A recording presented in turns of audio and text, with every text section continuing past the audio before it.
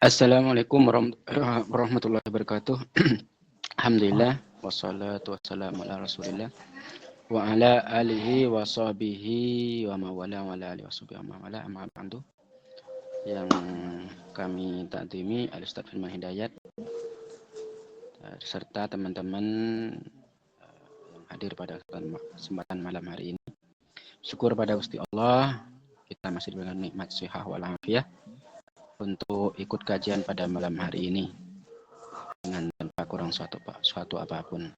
Salawat dan salam semoga selalu tercurahkan pada junjungan kita Nabi besar, Nabi Agung yang kelahirannya pada bulan Rabiul Awal ini, yaitu Sayyidina Muhammad ibni Abdillah,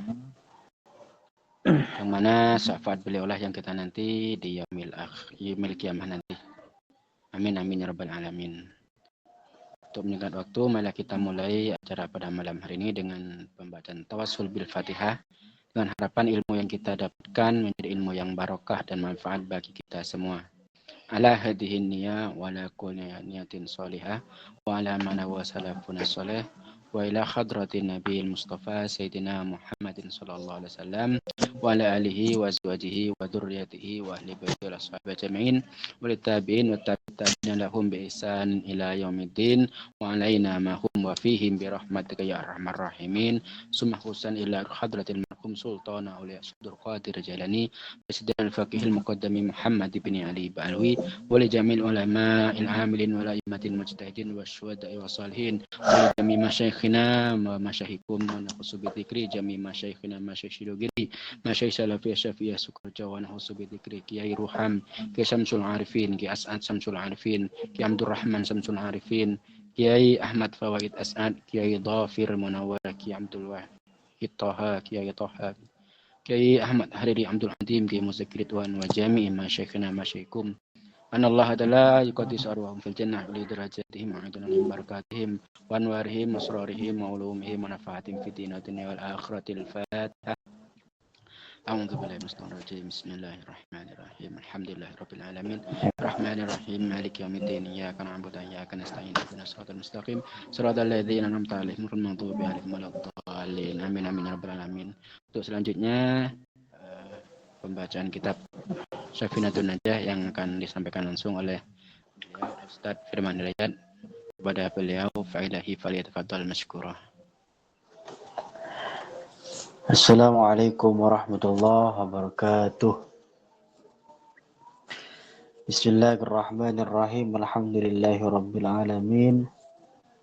Allahumma salli ala sayyidina Muhammad al-fatih lima ulik wal khatim lima sabaq nasiril haqqi bil haqq wal hadi ila syiratikal mustaqim wa ala alihi wa sahbihi haqqa qadrihi wa miqdarihi al-azim. Qala rabbi shrah li sadri wa yassir li amri wahlul 'uqdatam min lisani yafqahu qawli. Allahumma iftah 'alaina futuhal 'arifin bi hikmatik wansurna rahmatak wa dzakkirna ma nasina ya dzal jalali wal ikram. Seluruh teman-teman ITMI yang hadir pada malam hari ini, semoga selalu dijaga oleh Allah.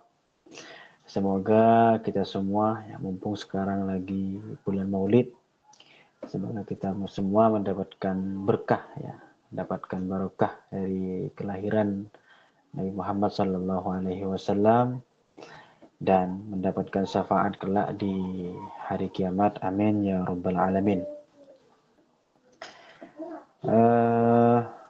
Malam hari ini kita akan membahas mengenai tentang sesuatu yang berkaitan dengan mayit. Jadi judul besarnya itu kalau dalam bahasa Arab adalah tajhizul mayit atau tajhizul janazah, merawat jenazah. Jadi sudah masuk dalam pembahasan bagaimana merawat jenazah atau mayit. Mari kita baca kitabnya Safinatun Najah Bismillahirrahmanirrahim. Qala al-musannifu rahimahullahu ta'ala wa nafa'ana bihi wa bi'ulumihi fid dharaini amin ya rabbal alamin. Faslun alladhi yalzamu lil mayyiti arba'u khisalin, ya. Ghusluhu wa takfinuhu wassalatu alaihi wa dafnuhu. Faslun ialah fasal. Alladzi adapun sesuatu yalzamu yang wajib, ya. Yang wajib lil mayyiti untuk mayit. Adapun sesuatu yang wajib untuk mayit, di sini wajibnya itu namanya wajib kifayah, ya. Jadi merawat mayit itu adalah hukumnya itu adalah wajib kifayah. Wajib itu ada dua dalam konsep fikih, ya. Ada wajib ain, ada wajib kifayah. Kalau wajib ain itu wajib yang harus dilakukan oleh seluruh orang Islam dan tidak bisa digantikan oleh yang lain. Contoh, sholat 5 waktu. Jadi ketika saya selesai sholat, bukan berarti yang lain tidak perlu sholat. Nah, tetap juga harus sholat. Nah, itu namanya wajib ain. Jadi wajib yang kewajibannya itu adalah untuk masing-masing orang. Yang kedua, ada namanya wajib kifayah. Kalau wajib kifayah itu kewajiban yang tidak untuk setiap orang. Kewajibannya untuk setiap orang. Tetapi kalau sudah ada sebagian yang melakukan, maka kewajibannya itu gugur kepada yang lain. Contoh wajib kifayah itu adalah seperti bab yang kita bahas pada malam hari ini, yakni merawat jenazah. Jadi kalau sudah ada sebagian orang Islam yang merawat mayit atau merawat jenazah, maka hukum wajibnya itu gugur bagi yang lain. Jadi yang lain tidak perlu mengerjakan juga. Jadi cukup sebagian. Itu namanya wajib kifayah. Jadi ada wajib ain, ada wajib kifayah. Nah, istilah yalzamu, ya, yalzamu dalam kitab Safinah ini itu arahnya kepada wajib kifayah, ya. Jadi bukan wajib ain. Adapun sesuatu yang wajib, ya, yang wajib dilakukan untuk mayit, arba'u hisolin adalah 4 hal. Jadi ada 4 hal yang harus kita lakukan, ya, sebagai orang yang hidup itu kita lakukan kepada orang yang sudah mati. Namanya mayit atau jenazah. Apa yang pertama? Yang pertama itu adalah ghusluhu, ya, memandikan mayit. Ghusluhu, memandikan mayit. Gimana misalnya tidak bisa dimandikan, ya? Tidak bisa dimandikan itu misalnya ada mayit yang terbakar, ya. Ada mayit yang terbakar. Kalau sekiranya dimandikan nanti tambah membuat rusak kepada badannya, maka jangan dimandikan menggunakan air. Solusinya itu adalah dengan cara bertayamum, ya, dengan cara bertayamum. Termasuk ketika mau memandikan mayit, kemudian tidak menemukan air sama sekali, ya. Sudah mencari ke sana kemari tidak ada air, maka caranya bukan berarti dibiarkan si mayit itu, tetap dimandikan, cuma dengan cara bertayamum, ya. Jadi mayitnya itu ditayamumi, karena sudah tidak ada air. Jadi kewajiban yang pertama itu harus memandikan mayit, ya, harus memandikan mayit. Kalau ditanya siapa sih yang paling berhak, ya, yang paling berhak untuk memandikan mayit, maka jawabannya itu adalah mahramnya. Jadi yang paling berhak untuk memandikan mayit itu adalah mahramnya. Mahram yang paling dekat, ya, sampai mahram yang paling jauh. Kalau mahramnya nggak ada, siapa yang paling berhak memandikan mayit? Itu menyesuaikan dengan jenis kelaminnya yang meninggal itu. Kalau laki-laki, maka yang paling berhak adalah laki-laki yang memandikan. Kalau yang wafat itu adalah perempuan, maka yang paling berhak memandikan itu adalah perempuan juga, seperti itu. Bahkan sebagian para ulama itu, bukan sebagian ya, hampir masyhur itu, hampir seluruh para ulama itu mengatakan bahwa haram hukumnya kalau yang memandikan itu adalah lawan jenis ya, lawan jenis. Kalau masih ada mahram, kalau masih ada yang sesama jenis. Tetapi kalau sudah mahram nggak ada, kemudian yang jenisnya sama juga nggak ada, baru dibolehkan itu dimandikan oleh lawan jenis. Jadi yang meninggal itu perempuan, kok tetangga-tetangga perempuan itu nggak ada ternyata, mahramnya juga nggak ada. Maka laki-laki baru diperkenankan untuk memandikan si wanita itu. Nah, itu soal mandi ya, soal memandikan mayit. Jadi kewajiban pertama yang harus kita lakukan kepada si mayit itu adalah memandikan. Nah, baru setelah dimandikan nanti berlanjut kepada pekerjaan-pekerjaan yang lain. Yang kedua, watakfinuhu. Watakfinuhu itu apa namanya? Mengkafani ya.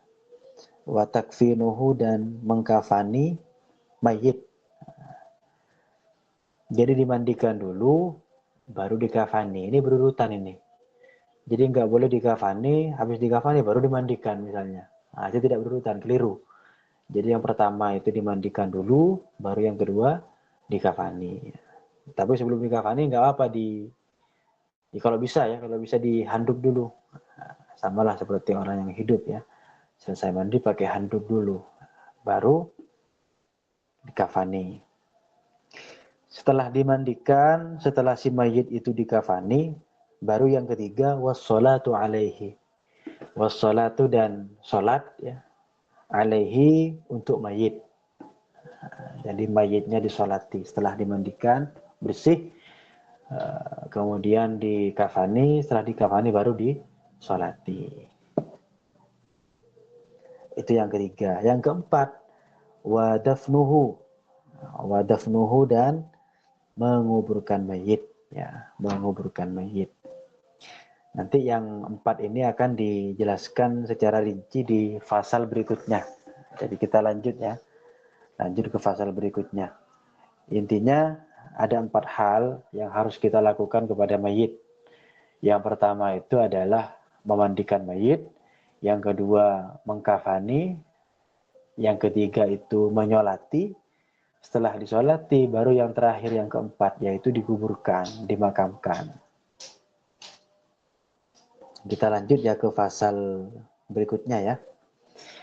Faslun ialah suatu fasal, aqallul ghusli adapun paling sedikitnya ya, atau paling minimalnya memandikan mayit.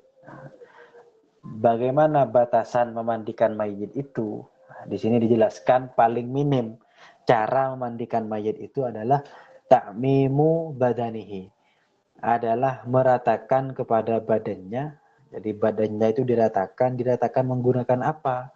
Bil ma'i dengan air. Jadi paling minimalnya itu adalah yang penting airnya itu rata kepada seluruh tubuhnya mayit. Nah, itu sudah mencukupi itu. Itu yang paling minimal ya. Sekurang-kurangnya begitu. Kalau paling sempurnanya gimana? Yang paling bagus itu. Cara memandikan mayit yang paling bagus itu bagaimana? Wa akmaluhu an yawsila sawataihi. Wa akmaluhu adapun paling sempurnanya memandikan mayit. An yawsila adalah memandikan sawataihi kepada dua lubangnya. Jadi lubang dubur dengan lubang kubul. Itu yang pertama. Jadi lubang duburnya, lubang kubulnya dibasuh itu. Setelah itu baru yang kedua, wa an yuzila al-qadara. Wa an yuzila dan menghilangkan al-qadara kepada kotoran min anfihi yang ada di hidungnya. Menghilangkan kotoran yang ada di hidungnya. Nah, ini mungkin bisa dibalik ya, tidak harus berurutan ini ya. Jadi yang pertama itu kalau sudah habis bersihkan kubul dengan dubur, baru bersihkan hidung agak gimana gitu ya. Jadi mungkin bisa kita lakukan terlebih dahulu membersihkan hidung. Setelah lubang hidung dibersihkan, lubang telinga juga mungkin. Jadi kotoran-kotoran yang mungkin saja menempel di tubuh, biasanya di bagian lekukan-lekukan ya. Nah, itu dibersihkan semua. Termasuk tadi itu membasuh kedua lubang ya. Lubang dubur dan lubang kubul dibersihkan juga. Setelah itu wa an yuwaddi'ahu ya. Wa an yuwaddi'a dan mewudu'i mayit. Jadi mayitnya tuh diwudhu sebagaimana orang yang hidup ya. Jadi setelah dibersihkan kotoran-kotorannya itu diwudu'i ya. Jadi wudhunya untuk mayit itu. Ya sama berarti membasuh muka dulu, setelah wajah itu kedua tangan, setelah kedua tangan telinga, setelah telinga baru kaki. Setelah diwudu'i, yang terakhir itu wa an yadluka badanahu bisidri, dan menggosok-gosok badannya bisidri dengan daun sidr ya. Sidr itu kalau terjemahnya adalah daun bidara. Nah, saya searching daun bidara itu adalah daun yang biasanya tumbuh di daerah-daerah yang sangat panas ya. Jadi cocoknya daun bidara itu tumbuh di daerah yang panas. Tapi kurang paham apakah mungkin ada ya daun bidara yang tumbuh di daerah dingin. Mungkin ada, jarang tapi. Jadi yang paling banyak itu daun bidara itu cocoknya di daerah-daerah yang panas. Ya. Nah, makanya di Arab mungkin banyak ya, di Arab itu banyak. Ciri-cirinya, ciri-cirinya itu adalah daun bidara itu ada durinya ya, ada durinya. Jadi di rantingnya itu di dekat daunnya ada durinya. Nah, kalau di daerah-daerah Arab banyak itu daun bidara. Umumnya kalau di daerah yang panasnya rendah, daun bidara itu batangnya nggak sampai besar. Tapi kalau di daerah yang betul-betul panas, itu batangnya bisa seperti pohon-pohon pada umumnya yang batangnya sangat besar. Nah, kalau tumbuhnya di daerah yang panas. Tapi kalau panasnya tidak maksimal, ya kecil ini, kebanyakan kecil. Seperti bunga-bunga yang ditaruh di pot di depan rumah kita itu. Nah, itu daun bidara ya. Nah, kalau sekarang mungkin tidak perlu lagi menggunakan daun bidara. Karena daun bidara itu manfaatnya banyak ya. Saya baca itu manfaatnya banyak. Satu, bisa membersihkan tubuh. Bisa menghilangkan bau yang ada di dalam tubuh. Kalau kita bisa mengolah, lebih banyak lagi manfaatnya itu. Bisa diminum juga ya. Seperti jamu itu. Itu menghilangkan kolesterol, bisa menyembuhkan anemia katanya. Banyak sekali manfaatnya daun bidara itu. Nah, kalau zaman dulu, Nabi dengan para sahabat itu yang menggunakan daun bidara ini. Kalau sekarang bisa kita gantikan dengan sabun lah. Sabun, ya. Jadi mayitnya kita sabun, rambutnya kita sampo. Jadi kita menggunakan daun bidara itu biar kotoran-kotoran yang ada di tubuh mayit atau bau-bau yang ada di tubuh mayit hilang.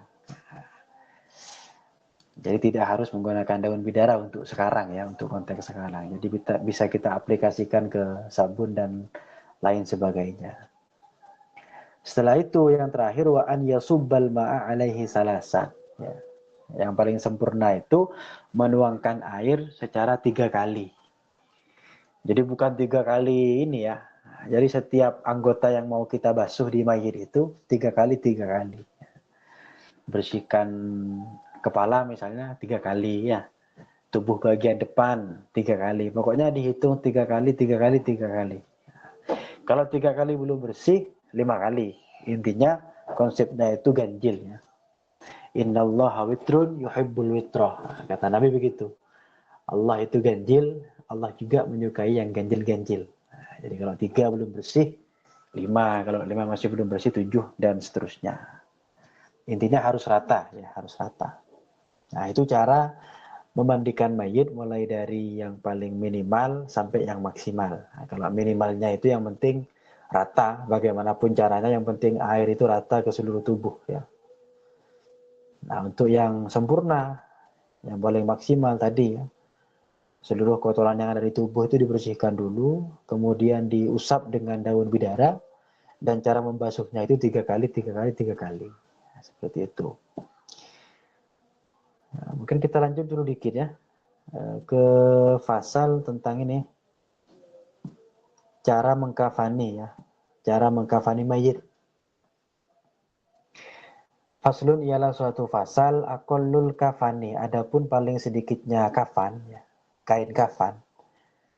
Saubun adalah baju, ya ummu yang menutupi hu kepada mayit. Ya. Jadi paling minimalnya itu sekurang-kurangnya kain kafannya itu menutupi kepada seluruh tubuhnya mayit. Jadi tidak perlu dipikirkan ada berapa lapis ya. Lapisan-lapisan itu sempurnanya aja, sunnahnya ya. Jadi mencukupinya, yang penting seluruh tubuh mayit itu terbungkus. Nah, bagaimanapun cara membungkusnya, yang penting terbungkus itu sudah cukup sebenarnya.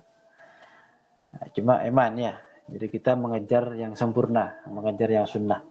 Yang sunnah bagaimana? Wa akmaluhu, adapun paling sempurnanya cara mengkafani mayit lirrajuli bagi laki-laki salasu lafaifa adalah 3 lapisan. Yang bagus untuk laki-laki itu terdiri dari 3 lapis kain kafan ya. Itu untuk laki-laki. Walil mar'ati, dan ialah untuk perempuan komisun ya, komisun gamis, wa khimarun dan himar ya. Wa izarun dan sarung, walifa fatani dan 2 lapisan kain kafan. Nah, jadi lebih banyak ini perempuan ya. Ada gamisnya, ada himarnya, kemudian ada izar. Izar itu sarung. Setelah yang 3 ini selesai, baru di bawahnya itu walifa fatani. Juga dilapisi 2 kain kafan. Nah, yang 2 lapis ini berdasarkan itu ya, berdasarkan putri Nabi yang meninggal. Jadi ada putri Nabi namanya Ummu Kulsum ya, Ummi Kulsum. Ketika Ummi Kulsum itu wafat ya, putrinya Nabi. Jadi Nabi ini memakaikan yang 3 ini. Ada gamis, himar, izar, terus ditambah sama Nabi itu 2 lapisan kain lagi. Kata para sahabat, pakai gamis, himar, izar ini sudah cukup ya. Ya, ternyata Nabi ketika putrinya wafat, Ummi Kulsum, beliau menambah lagi 2 lapisan kain kafan. Bagaimana cara menggunakan gamisnya, himarnya, dan izar ini harus praktek ya. Harus praktek ini. Nah, teman-teman nanti bisa baca lebih lanjut ya. Baca lebih lanjut. Karena begini, yang saya temukan, karena saya pernah tinggal di beberapa daerah ya. Sekarang ini saya tinggal di Bondowoso. Nah, dulu itu saya pernah mondok di Sukorejo ya, di Situbondo. Juga kebetulan dapat pernah melihat juga ya prosesi bagaimana orang memakaikan kain kafan itu di Situbondo. Di Bondowoso tambah sering ya bagaimana caranya orang memakaikan kain kafan. Kemudian saya juga pernah tinggal 6 bulan ya, sekitar 6 bulan di Bandung, di salah satu pesantren yang ada di Bandung Barat. Ada desanya namanya Desa Bojongkoneng. Di sana berbeda itu. Saya juga melihat bagaimana orang Bojongkoneng di Bandung Barat itu menggunakan cara menggunakan gamisnya, kemudian himarnya, izarnya, bentuknya berbeda-beda. Jadi nanti teman-teman semuanya ini menyesuaikan dengan daerah masing-masing ya. Yang penting konsepnya adalah tadi, kalau laki-laki itu yang paling bagus ada 3 lapis. Kalau perempuan, di samping ada 2 lapis, juga harus ada gamisnya, himar dengan izar. Ini yang penting. Tentang bagaimana bentuknya gamis ya, bentuknya himar, bentuknya izar ini berbeda-beda. Yang saya lihat di 3 daerah ini betul-betul beda. Yang sama ini cuma 2 lapisnya ini sama. Yang beda-beda itu gamisnya, himar dengan izar. Ya. Nah, kalau di Bandung di Bojongkoneng itu bahkan bukan 2 lapis, sebagai 1 lapis perempuan. Cuman gamisnya ada, himarnya ada, izarnya juga ada.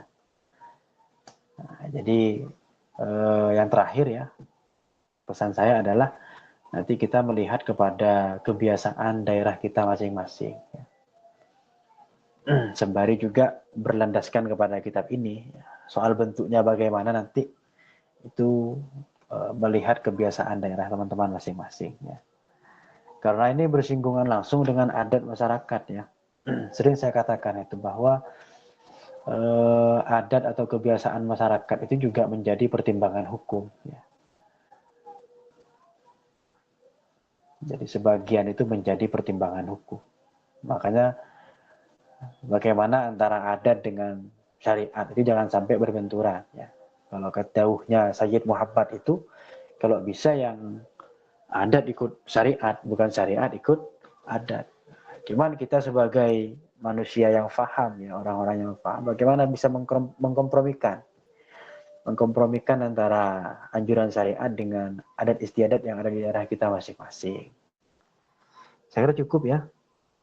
Di bulan depan nanti kita bahas tentang bagaimana cara menyolati mayit ya. Biar tidak terlalu panjang ini pembahasannya. Jadi ada 2 pembahasan, 3 ya. Ada 3 pasal yang kita baca pada malam hari ini. Yang pertama itu mengenai tentang apa saja kewajiban kita kepada mayit. Itu ada 4 ya. Yang pertama adalah memandikan, kemudian mengkafani, mensolati, dan yang ketiga memakamkan atau menguburkan. Caranya memandikan bagaimana? Tadi sekurang-kurangnya itu yang mencukupi ya. Yang penting airnya rata ke seluruh tubuh. Baik di tubuhnya masih ada kotoran apa enggak, yang penting rata airnya itu. Cukup sudah itu. Nah, untuk maksimalnya tadi yang paling sempurna, kotorannya dihilangkan dulu. Setelah dihilangkan dibasuh atau digosok dengan daun bidara. Kalau sekarang pakai sabun, pakai sampo. Dan caranya itu cara membasuhnya menggunakan 3 kali basuhan, ya. Ganjil. Kemudian yang kedua cara mengkafani. Nah, cara mengkafani laki-laki itu menggunakan 3 lapis. Kalau perempuan 2 lapis ditambah dengan gamis, himar dengan sarung. Ya. Nah, saya kira cukup. Nah, kita lanjut nanti ke sesi diskusi ya. Kita bahas bersama-sama itu. Saya kembalikan kepada pembawa acara Mas Jamal ya. Boleh tafadhol masykurah.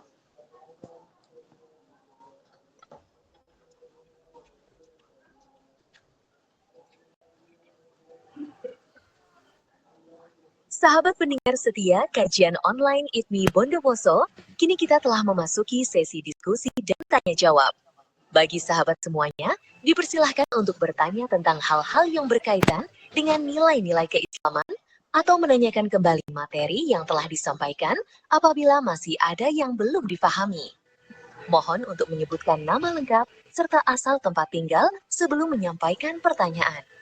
Marilah kita manfaatkan sesi diskusi ini untuk memperdalam keilmuan dan menambah wawasan keislaman kita bersama. Selamat berdiskusi, semoga membawa pencerahan, manfaat, dan keberkahan bagi kita semua. Alhamdulillah, tadi telah disampaikan 3 pasal oleh Ustadz tentang hukum-hukum fardu kifayahnya mayit. Nah, yang ingin bertanya nanti bisa langsung open mic, menyebutkan nama dan alamat. Ustadz, ini ada pertanyaan dari WhatsApp Ustadz. Masih berkaitan dengan masih ada kaitannya dengan jenazah. Ya, silakan.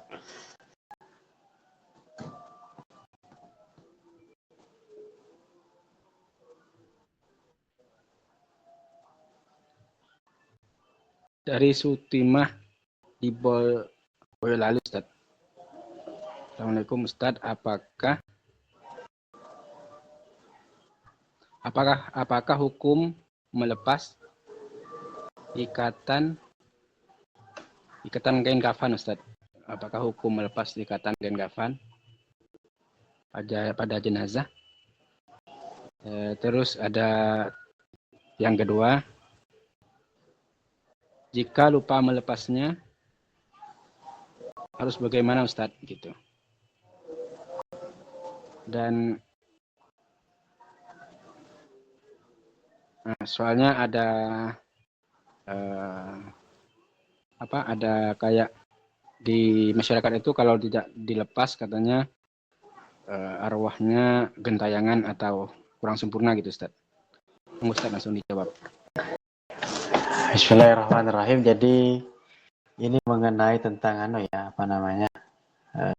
jenazah yang dimakamkan itu tentang melepas tali ya.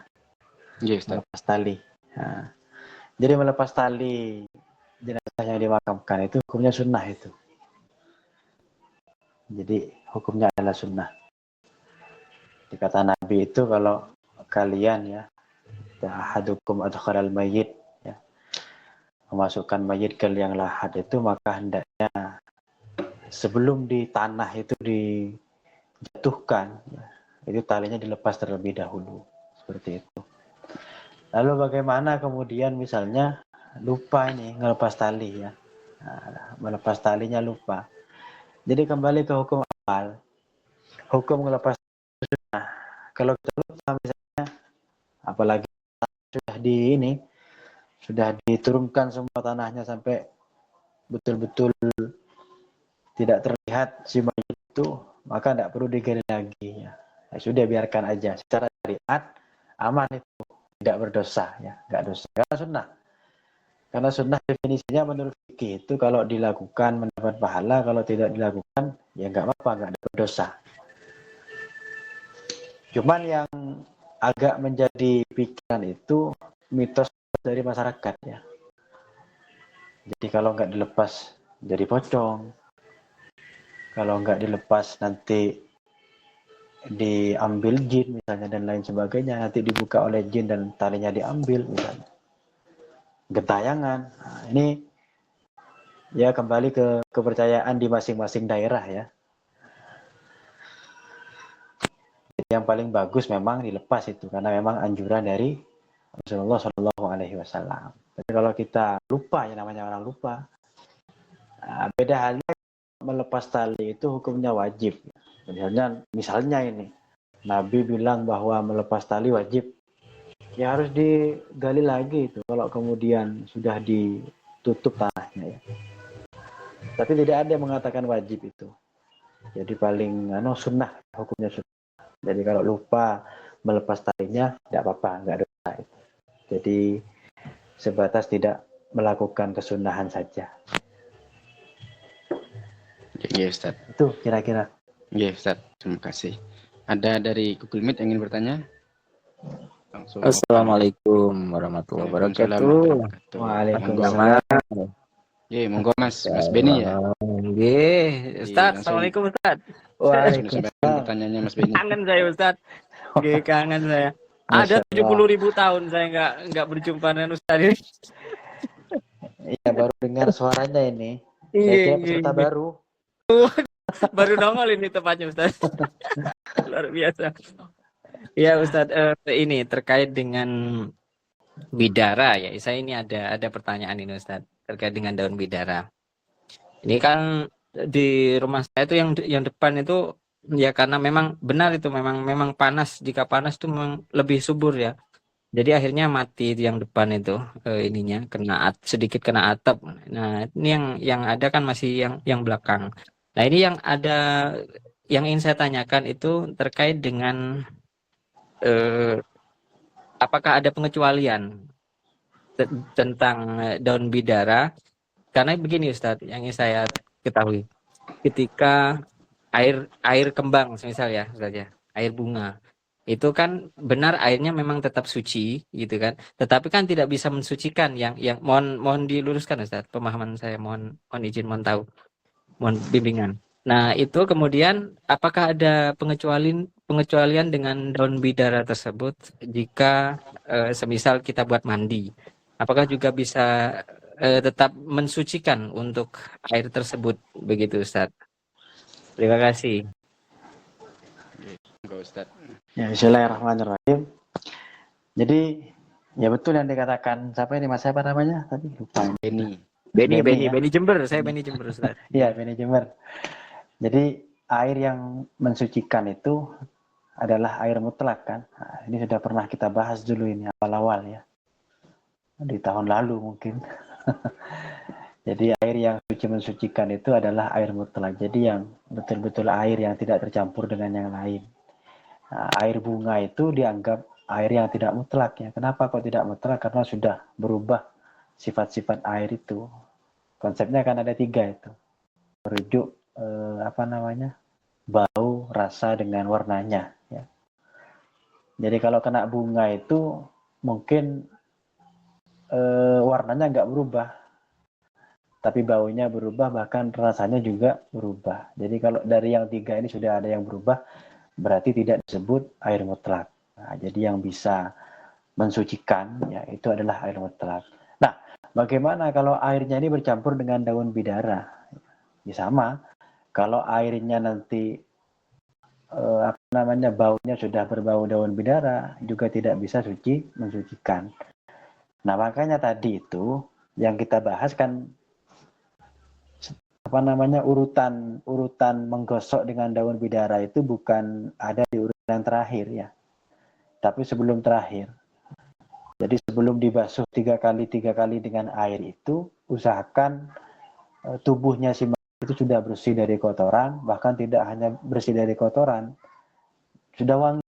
Nah, ketika sudah wangi baru itu disiram 3 kali menggunakan air mutlak itu.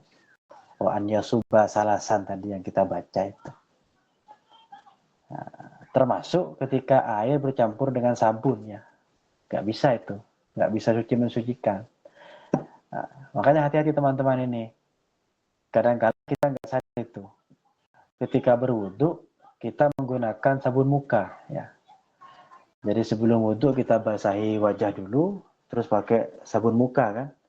Nah, ketika sabunnya sudah ada di wajah kita, lalu kita berniat wudu itu, ambil air, kita siramkan ke wajah. Di wajah kita masih ada sabunnya. Kita nawaitul wudu. Nah, itu nggak sah itu. Kenapa kok nggak sah? Karena airnya sudah bukan air mutlak lagi, kena wajah yang ada sabunnya itu. Warnanya berubah, bahkan rasa dengan bau airnya juga berubah itu. Makanya ketika berwudu, jadi bersihkan dulu itu yang ada di wajah ya. Sabunnya bersihkan dulu, wajah kita betul-betul steril dari sabun, baru kita ambil air mutlak, baru niat wudu. Termasuk dulu ya di pondok-pondok begitu, kadang anak-anak yang belum paham mengenai tentang kesucian air ya, tentang air mutlak itu sering begitu. Jadi pakai sabun muka, tiba-tiba niat berwudu, itu enggak. Nah, itu kira-kira ya mengenai tentang statusnya daun bidara yang bercampur dengan air. Baik Ustadz, terus kemudian ada sedikit tambahan Ustadz. Ini berkembang ini pertanyaan. Nah, ketika saya sudah mempunyai wudhu gitu ya Ustadz ya.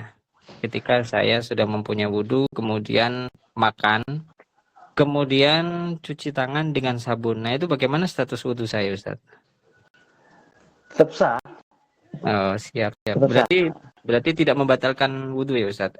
Enggak batal itu. Iya, siap. Terima kasih Ustaz. Nggih. Matur nuwun Ustaz, semoga selalu sehat nih Ustaz ya. Amin, sama-sama sehat Mas Beni. Siap, nggih untuk semuanya. Terima kasih Mas Jamal, matur nuwun. Sama-sama Mas Beni. Iya, assalamualaikum warahmatullahi wabarakatuh. Waalaikumsalam. Monggo ada yang lain yang ingin bertanya di Google Meet. Assalamualaikum warahmatullahi wabarakatuh. Waalaikumsalam warahmatullahi wabarakatuh. Monggo langsung disampaikan pertanyaannya. Mas Amin ya? Mas Amin di Bondowoso. Assalamualaikum Pak Ustadz. Waalaikumsalam. Sehat Mas Amin? Alhamdulillah. Saya ini mau tanya masalah sejauh mana sholat gaib. Itu kan banyak yang dilakukan. Itu gimana Pak Ustaz, sholat gaib itu? Apakah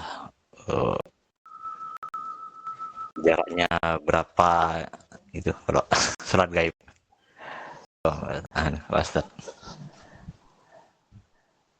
Monggo Ustaz langsung dijawab untuk sholat gaib itu apa ada jarak atau kita bisa Mayitnya atau gimana? Ya, bismillahirrahmanirrahim. Untuk sholat gaib ini beda-beda ya para ulama ya dari kitab yang saya baca itu. Tapi kalau kitab-kitab Syafi'iyah, kitab-kitab yang madhabnya Syafi'i itu, sebentar. Ke rumah di sana. Belum selesai ya, sana. Nah, dari kitab-kitab yang bermadhab Syafi'i itu yang pernah saya baca, itu rata-rata mengatakan kalau sekiranya kita bisa hadir ke tempatnya, maka diusahakan untuk tidak sholat gaib. Tapi kalau tidak bisa hadir ke tempat secara langsung, itu sholat gaib ya. Seperti itu. Ada yang bebas ya, Imam Hanafi itu. Kalau Imam Hanafi itu katanya mau hadir langsung atau nggak hadir juga nggak apa-apa, yang penting sholat gaib, seperti itu. Itu masalah jarak ya. Kemudian masalah waktu misalnya. Kapan ini boleh melaksanakan sholat gaib? Apakah di hari itu juga ya? Apakah sebelum mayit dikubur atau sudah dikubur? Nah, ini juga para ulama juga berbeda-beda ya. Kalau Syafi'iyah mengatakan yang penting si mayit itu masih belum dimakamkan, itu boleh sholat gaib. Tapi kalau merujuk kepada Ashabus Syafi'i, sebagian orang-orang yang bermadhab kepada Imam Syafi'i, seperti Imam Ruyani misalnya, beliau mengatakan bahwa kapanpun tidak ada batasan itu untuk sholat gaib itu. Jadi ikut pendapatnya Imam Ar-Ruyani ya, mbah-mbah kita dulu misalnya, kita pengen mensolati untuk beliau nggak apa-apa itu sholat gaib. Cuma jarang ini orang yang melakukannya. Kebanyakan ikut pendapat yang pertama tadi itu. Jadi yang penting boleh sholat gaib sebelum mayit itu dimakamkan, seperti itu. Saya kira bisa dipahami oleh Mas Amin ya. Untuk niat apa sama dengan sholat jenazah biasa Ustaz? Untuk niatnya berbeda ya. Tambah al-ghaibah ya. Tambah al-ghaibah. Jangan pakai hadza ya. Jangan pakai hadza atau hadhihi. Kalau hadir itu pakai hadza atau hadhihi ya. Usolli kalau ada ya, kalau cowok usolli ala hadzal mayyit kan. Nah, tapi kalau enggak ada usolli alal mayyiti al-ghaibah. Al-ghaibi ya, al-ghaibi. Kalau al-mayyitah cewek, al-mayyitati al-ghaibati. Nah, gitu. Ya Ustaz. Ada lagi Mas Amin? Iya, untuk ini lagi Pak Ustaz, masalah ini mesti diumumkan kalau mau berangkat itu masalah hutang. Tentang apa ini? Hutang ya? Ya hutang. Katanya itu tidak boleh nyangkut utangnya gitu. Gimana Pak Ustaz? Gimana? Yang disampaikan, yang ditanyakan apanya Mas Amin? Masalah kok mesti pengumumannya itu masalah hutang tiap-tiap mayit itu. Gitu. Oh. Kenapa kok yang ditanyakan masalah kalau punya utang, kalau kenapa kok nggak ditanyakan ya yang lain gitu Ustaz? Mungkin kalau punya istri 4 gitu Ustaz. Iya pasti utang kalau sudah mau berangkat. Enggak, Tiap Ustaz, langsung. pasti itu. Sejak Ustaz. Iya, bismillahirrahmanirrahim. Terima kasih. Apa namanya? Jadi mesti ya hampir ini di setiap daerah itu ketika apa namanya sebelum mayat itu dikubur di makam, ini mesti ada para tokoh itu yang mengatakan bahwa ayo mungkin ada yang masih punya hutang, silakan nanti diurus ke ini gitu, diurus ke keluarganya dan lain sebagainya. Nah, itu memang dalam bentuk kehati-hatian ya, Salah satu ada hadis itu yang disampaikan oleh Nabi ya. Kullu dzambin kalau nggak salah itu redaksinya. Kullu dzambin yustaghfar ya. Kullu dzambin yustaghfaru illa orang yang punya hutang itu.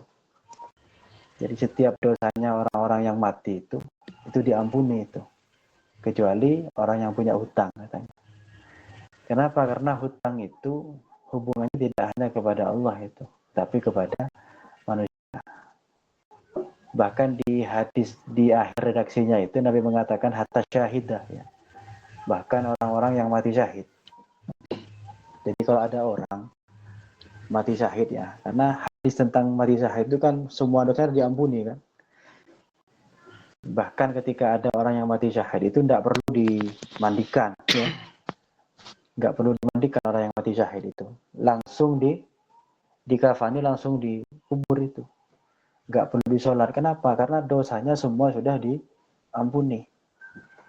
Nah, cuma Nabi mengecualikan hatta syahid dalam konteks hutang ya. Semua dosa itu diampuni kecuali hutang, hatta syahidah. Bahkan orang yang mati syahid. Artinya seluruh dosa-dosanya orang yang mati syahid itu diampuni oleh Allah. Kecuali kalau syahidnya itu punya hutang. Nah, itu yang nggak diampuni itu. Nah, makanya tidak heran kalau kemudian di sebagian daerah atau seluruh daerah bahkan ya, sebelum si mayit itu dimakamkan, mesti ada tokoh yang ngomong itu. Mengingat tentang utang ya, mengingatkan soal hutang itu. Karena memang hutang itu adalah sesuatu yang penting untuk kita ingat itu. Ya. Jadi jangan sampai apa tadi kalau bahasanya Mas Amin itu mateh ngibawa utang ya. Ya Ustaz. Itu kira-kira.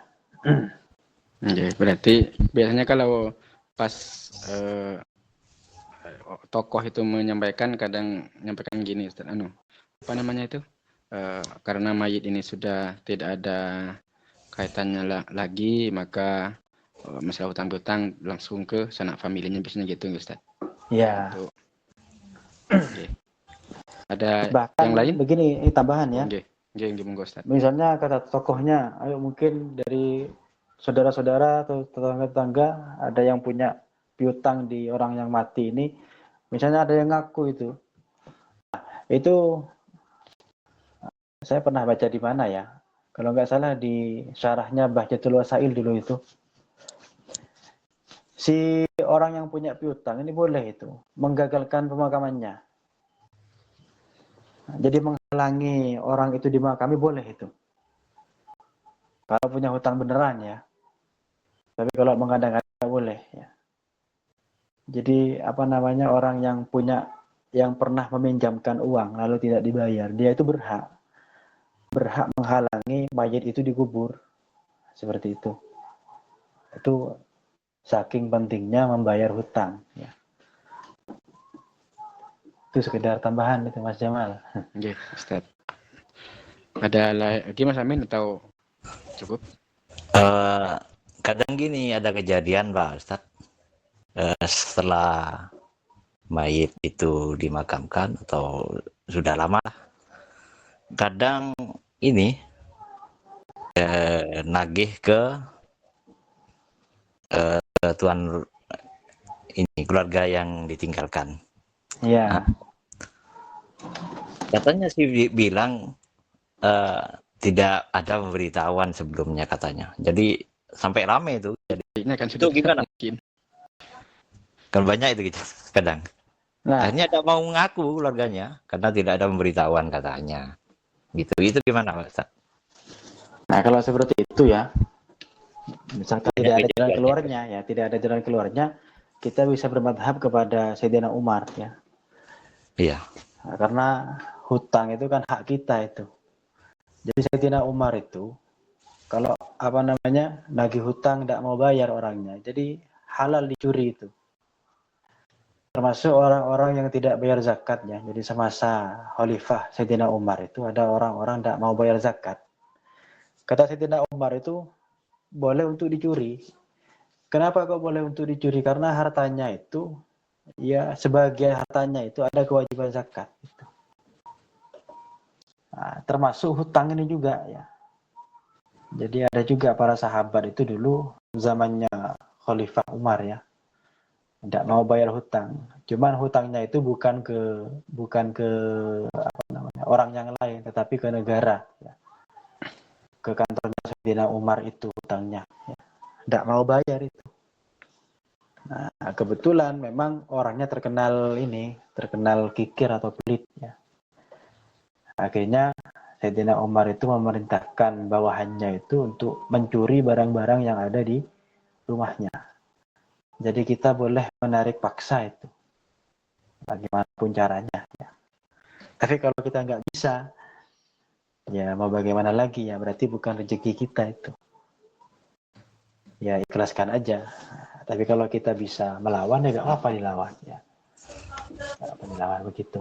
Itu yang dilakukan oleh Sayyidina Umar ya. Ya, Ustaz. Karena beliau emang orangnya begitu ya, keras ya. Cuman kerasnya di jalan yang benar itu, tidak sembarangan. Ada yang lain di Google Meet yang ingin bertanya? Sudah cukup. Terima kasih. Ada yang lain Ya, dari teman-teman? selamat malam. Assalamualaikum warahmatullahi wabarakatuh. Waalaikumsalam warahmatullahi wabarakatuh. Waalaikumsalam. Monggo, Dari Mas Wahyu. Wahyu. Ya, Yuk. ya Ustaz. Ini terkait yang tadi, sebenarnya saya juga penasaran kan, tadi tidak disebutkan juga untuk memandikan jenazah itu berarti air yang harus digunakan tetap suci dan menyucikan ya Ustaz. Iya, Nah. harus itu. Nah, pertanyaan saya, ini kan memang di sebagian masyarakat itu seperti yang tadi disampaikan oleh Mas Benny, itu terkadang ada yang mempergunakan air kembang sampai ditambah kayak apa itu ya, kapur barus kayak gitu. Nah, ketika itu digunakan dan akhirnya nanti dimakamkan, itu gimana terus hukumnya Ustaz kalau seperti itu? Karena itu kan banyak sekali yang terjadi seperti itu. Lalu pertanyaan kedua dari saya, misalkan jenazah sudah disucikan, lalu tersentuh oleh yang bukan mahram, apakah itu harus disucikan kembali atau dilanjutkan saja Ustaz prosesinya? Terima kasih. Assalamualaikum warahmatullahi wabarakatuh. Waalaikumsalam. Salam. Ya. Oke, monggo Ustaz. Ya untuk yang pertama ya kembali lagi tadi itu. Jadi mensucikannya itu kapan? Nah, gitu. Jadi kalau ngasih sabunnya atau ngasih kapur barusnya itu bersamaan dengan mensucikan badannya si mayit, nah, itu perlu diulang cara memandikannya. Tetapi kalau memandikannya itu setelah ya, jadi setelah dikasih kapur barus misalnya kayak sabun, terus disiram misalnya itu, disiram. Nah, baru mayitnya dibersihkan lagi ya, dibersihkan lagi menggunakan air mutlak, aman itu. Atau setelahnya, setelah dibersihkan dulu, baru dikasih sabun misalnya, dibersihkan karena sudah disucikan sejak awal kan. Nah, itu tidak apa itu seperti itu. Jadi kapan ininya aja yang perlu diperhatikan, kapan menyiramnya aja seperti itu. Untuk yang kedua itu mengenai tentang apa tadi? Mungkin bisa diulang ya. Ketika jenazah sudah disucikan, lalu tidak sengaja atau bersentuhan mungkin ya bersentuhan. Nah, apa itu? Kalau sudah dimandikan, bersentuhan tidak perlu dimandikan lagi ya, dilanjutkan aja itu.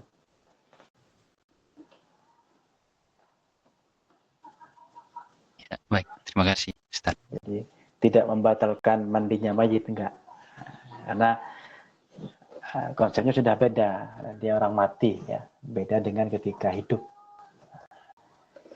Cuma yang menyentuh itu yang kalau punya wudhu harus wudhu lagi kalau ingin menyolati dan lain-lain gitu Ustaz.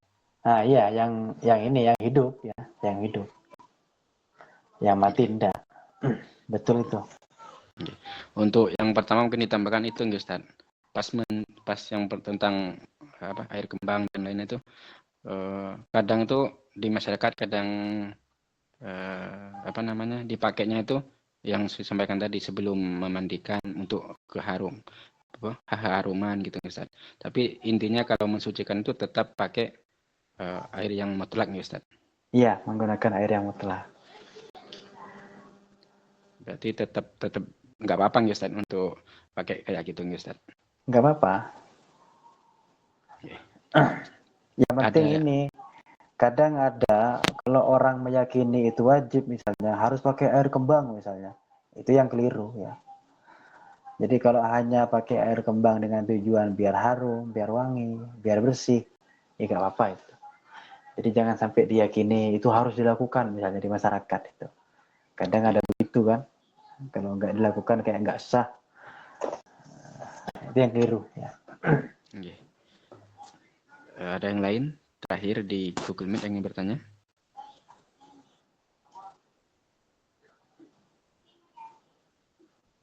Apa sudah tidak ada di Google Meet?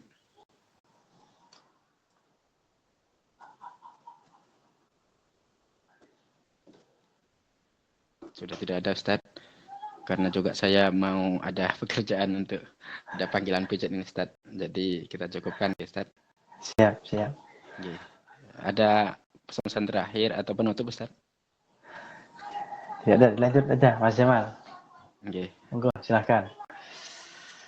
Terima kasih Ustaz Firman telah berkenan terus mengajar kita, memberi bimbingan kepada kita, yang mana aslinya ini kemarin karena ada acara maulid teman-teman itu banyak yang gak bisa hadir, kita tunda malam hari ini. Semoga di bulan depan kita masih diberikan kesempatan untuk hadir menuntut ilmu Amin. di majelis yang barokah ini. Kurang lebihnya saya mohon maaf yang sebesar-besarnya. Semoga Ustaz Firman selalu diberi kesehatan, diberi umur yang panjang fi taatillah. Amin, amin, amin. Saya tutup dengan doa akhir pembelajaran. Rabbana anfa'na bima 'allamtana, Rabbi 'allimna alladhi yanfa'una, Rabbi faqqihna wa faqqih ahlana wa qarabatin lana fi dinina. Subhanakallahumma bihamdika asyhadu an la ilaha illa anta astaghfiruka wa atubu ilaik. Subhanakallahumma bihamdika asyhadu an la ilaha illa anta astaghfiruka wa atubu ilaik. Subhanakallahumma bihamdika asyhadu an la ilaha illa anta astaghfiruka wa atubu ilaik. Sallallahu alaihi wasallam Muhammadin wa ala alihi washabihi wasallam. Alhamdulillahirabbil alamin. Assalamualaikum warahmatullahi wabarakatuh. Waalaikumsalam.